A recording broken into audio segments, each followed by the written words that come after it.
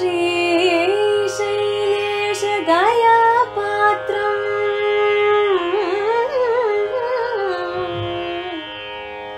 धीभक्त्यादिगुणार्णवम् यतीन्द्रप्रवणं वन्दे रम्यजामातरं मुनिम्।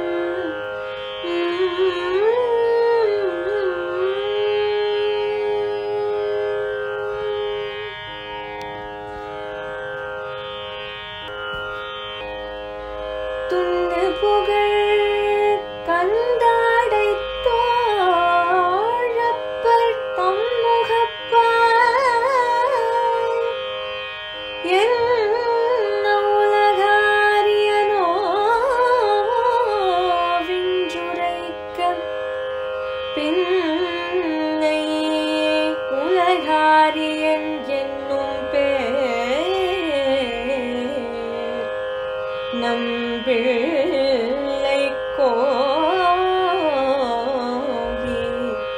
விலகாமல் நின்னதென்னும்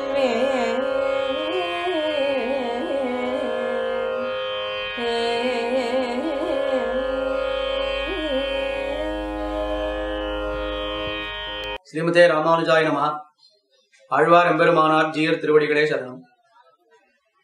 மணவாள மாமணிகள் அருளிச் செய்த உபதேசரத்தினமாலை என்கிற திவ்ய பிரபந்தத்தை அனுபவித்துக் கொண்டு வருகிறோம். இன்றைய தினமும் நம்முடைய அனுபவத்திற்கு விஷயமான பாசுரம் 51வது பாசுரம். பிள்ளலோகாச்சாரியர் அருளிச் செய்த ஸ்ரீவச்சன பூஷணத்தின் பெருமையை கூற வந்த மணவாள மாமணிகள் ஒரு 3 பாசுரங்களினாலே நம்பிள்ளையினுடைய வைபவத்தை சாதித்தருள்கிறார். அதாவது 50வது பாசுரம், 51, 52 ஆகிய 3 பாசுரங்களிலே நம்பிள்ளையினுடைய வைபவத்தை தெரிவிக்கிறார். இந்த பாசுரத்திலே நம்பிள்ளை என்கிற நம்பூர் வரதராஜர், திரு கலிகன்றிதாசர் போன்ற திருநாமங்களை உடையவருக்கு லோகாச்சாரியர் என்கிற பட்டம் எப்படி ஏற்பட்டது என்று தெரிவிக்கிறார். இந்த 51வது பாசுரத்திலே உன்னுபுகழ் கந்தாடை தோழப்பர் தம்முகப்பால் என்ன உலகாரியனோ என்னுரைக்க பின்னை உலகாரியன் என்னும் பேர் நம்பிள்ளை கோங்கி விலகாமல் நின்னதென்னும் மேல். திருவரங்கத்திலே நம்பிள்ளை வாழ்ந்த காலத்திலே தோழப்பர், கந்தாடை தோழப்பர் என்று ஒரு ஆச்சாரியர் வாழ்ந்து வந்தார். இந்த கந்தாடை தோழப்பர் என்பவர் சாக்ஷாத் எம்பெருமானாருடைய நேர் சிஷ்யரான முதலியாண்டானுடைய திருவம்சத்திலே அவதரித்தவர். அவரும் பெரிய வித்வானாக இருந்தார், நல்ல விஷய ஞானத்தோடு இருந்தார். ஆனால் அவருக்கு மனதிலே ஒரு குறை இருந்தது. நாம் பெரிய வம்சத்திலே பிறந்திருக்கிறோம், முதலியாண்டானுடைய வம்சத்திலே பிறந்திருக்கிறோம், நல்ல விஷய ஞானத்தோடு இருக்கிறோம். ஆனால் நம்முடைய காலக்ஷேபம், நான் ஒரு உபன்யாசம் செய்தால் இங்கே அவ்வளவாக யாரும் வரமாட்டேன் என்கிறார்கள். ஆனால் நம்பிள்ளை உபன்யாசம் செய்தால் மட்டும் அத்தனை பேர், திருவரங்கத்திலே உள்ள அத்தனை பேரும் சென்று அந்த உபன்யாசத்தை முழுவதுமாக இருந்து கேட்டுவிட்டு வருகிறார்கள்.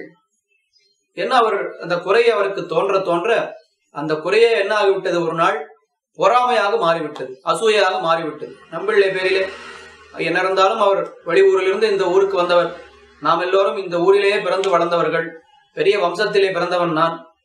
ஆனால் நம்முடைய உபன்யாசத்திற்கு யாரும் வரமாட்டேன் என்கிறார்கள். நம்பிள்ளைக்கு மட்டும் கூட்டம் கூட்டமாக செல்கிறார்கள். இந்த காலத்திலே ஒரு அதிகாரி வந்தாராம் திருவரங்கத்திற்கு. அப்படி வரும்பொழுது கோயிலிலிருந்து கோஷ்டி கலைந்து எல்லோரும் சென்றார்களாம். பக்த கோடிகள் அனைவரும் கோயிலுக்கு வெளியிலே சென்றார்களாம். உடனே அந்த அதிகாரி பார்த்து கேட்டாராம், இவ்வளவு பேர் கோஷ்டி கலைந்து செல்கிறார்களே, இவர்கள் எல்லாரும் நம்பெருமாள் கோஷ்டி முடிந்து கலைகிறார்களா அல்லது நம்பிள்ளை கோஷ்டி முடிந்து கலைகிறார்களா என்று கேட்டாராம். என்ன அர்த்தம் அதற்கு? நம்பெருமாள் கோஷ்டியிலே எத்தனை பேர் வருவார்களோ அத்தனை பேர்களும் நம்பிள்ளையினுடைய காலக்ஷேப கோஷ்டியிலேயும் விடாமல் அன்வைத்து கலந்து கொண்டுதான் செல்வார்கள் என்று கருத்து. நம்பிள்ளை காலக்ஷேபம் சாதித்த இடம் என்று நாம் இன்றும் பார்க்கிறோம். திருவரங்கத்திலே இந்த முதல் பிரகாரத்திலே மேலப்படி கீழப்படி என்று 2 படிகள் இருக்கின்றன. அந்த கீழப்படிக்கு எதிராக ஒரு மனை இருக்கும், சார் மனைன்னு இருக்கும். அந்த மனைக்கு மேலே இப்போ போர்டர்லாம் கூட போட்டிருப்பா.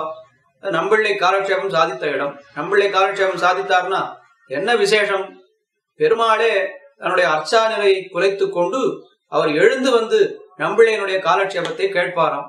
அப்படி ஒரு நாள் வரும் பொழுது பெருமாள் அர்ச்சாவதார நிலையை கடந்து அவர் எழுந்து வந்து நின்றதை பார்த்த திருவிளக்கு பிச்சன் என்கிற ஒரு கைங்கரியப்பரர் அவர் என்ன சொன்னாராம் பெருமாளை பார்த்து, இது விபவாவதாரம் கிடையாது, இது அர்ச்சாவதாரம், உள்ளே போய் படுத்துக்கொள் என்று ரங்கநாதன் பெரிய பெருமாளையே மிரட்டி அவரை உள்ளே அனுப்பினாராம். திருவிளக்கு பிச்சன் என்ற ஒரு கைங்கரியப்பரர்.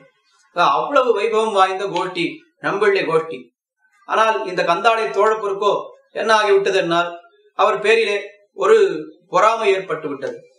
ஒரு நாள் என்ன செய்தார் கந்தாடை தோழப்பர்?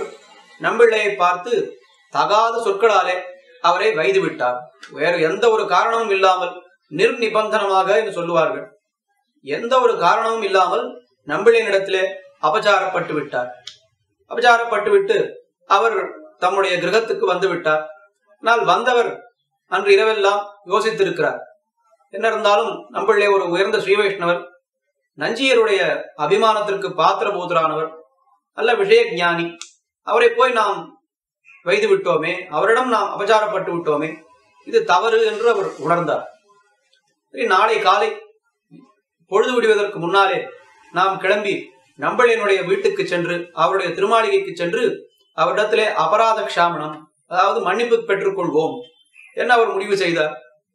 அப்படியே அவர் கிளம்பினார். அடுத்த நாள் காலை விடிகாலையிலே அவர் கிளம்பினார்.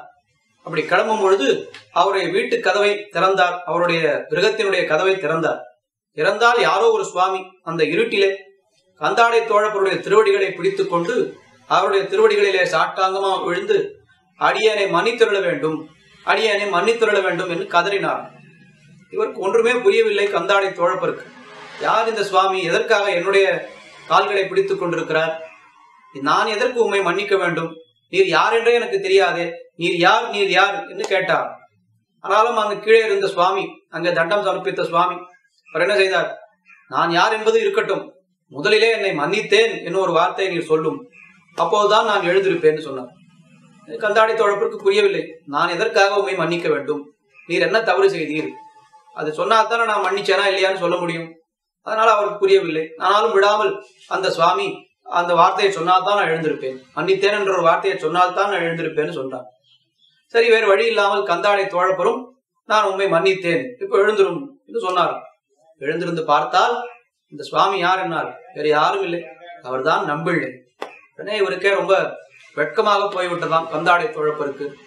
நான் உம்மிடத்திலே அபச்சாரப்பட்டிருக்கிறேன், நான் உண்மை வைது விட்டேன், அப்படி இருக்கும் பொழுது நான் வந்து தேவரையரிடத்திலே அபராத க்ஷாமணம் மன்னிப்பு பெற்றுக்கொள்ள வேண்டும், ஆனால் எந்த தவறும் செய்யாத நீர் போய் என்னுடைய காலிலே விழுவதா, என்னிடத்திலே வந்து மன்னிப்பு கேட்பதா, இது என்ன ஆச்சரியம், இது என்ன ஆச்சரியம் என்று கேட்டாராம். நம்பிள்ளை சொன்னாராம். என்ன சாதித்தார் நம்பிள்ளை? ஆமீன், தேவரீர் பெரிய திருவம்சத்திலே அவதரித்தவர், என்னிடத்திலே கடுமையான சில வார்த்தைகளை பிரயோகித்திருக்கிறீர் என்னால் அடியனிடத்திலே ஏதோ ஒரு தவறு இல்லாமல் நிச்சயமாக இருக்காது, ஆனால் என்ன தவறு பண்ணேன் என்று எனக்கு தெரியவில்லை, என்ன தவறு என்பது தெரியவில்லை, ஆனால் தவறு இருக்கிறது என்பதை மட்டும் நான் தெரிந்து கொண்டேன், அது எந்த தவறாக இருந்தாலும் நீர் என்னை மன்னித்தருள வேண்டும் என்று அவர் அழுதாராம் நம்பிள்ளை. உடனே ரொம்ப வெட்கப்பட்டு இந்த கந்தாடை தோழப்பர் என்ன செய்தார், ஏதோ இதுவரைக்கும் நீர் இந்த ஸ்ரீரங்கத்தில் இருக்கக்கூடிய ஒரு 10-8 பேருக்கு ஆச்சாரியன் என்று நினைத்திருந்தேன், ஆனால் உண்மையிலே உம்முடைய பண்பை எல்லாம் பார்க்கும் பொழுது நீர் ஏதோ 4-5 பேருக்கு ஆச்சாரியன் அல்ல, நீர் லோகாச்சாரியன், இந்த லோகத்துக்கெல்லாம் நீர் ஆச்சாரியன் என்று சொல்லி அந்த பட்டத்தை அவருக்கு வழங்கினாராம் கந்தாடை தோழப்பர். அந்த விஷயத்தை, அந்த சரித்திரத்தை மணவாள மாமுனிகள் இந்த பாசுரம் வழியாக அழகாக காட்டுகிறார்.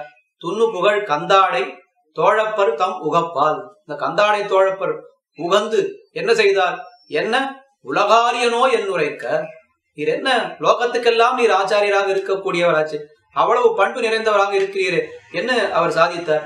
உடனே அதற்கு பிற்பாடு அந்த திருநாமம் பின்னை உலகாரியன் என்னும் பேர் நம்பிள்ளைக்கு ஓங்கி விலகாமல் நின்னது.